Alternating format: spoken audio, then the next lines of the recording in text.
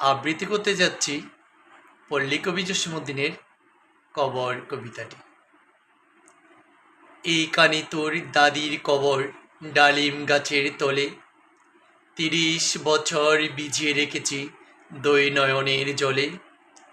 এতটুকু তারে গড়ে এনেছিনু সোনার মতন মুখ, পুতুলের বিয়ে ভেঙে গেল বলে কেঁদে বাসায় তবু। এখানে ওখানে ঘুরিয়া ফিরিতে ভেবে হইতাম সারা, সারা বাড়িবার এত সোনা মোর চড়াইয়া দিল কারা। সোনালি উষার সোনামুখ তার আমার নয়ন বরি, লাঙল লইয়া কেতে ছুটিতাম গায়ের পথে ধরি।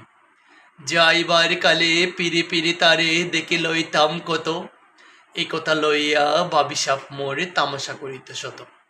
এমনি করিয়া জানি না কখন জীবনের সাথে মিশে, ছোটখাটো তার হাসি ব্যথা মাঝে হারা হয়ে গিন দেশে। বাপের বাড়িতে যাইবার কালে কহিত ধরিও পা, আমারে দেখিতে যাইও কিন্তু ও জান তুলির গা। ধন্যবাদ।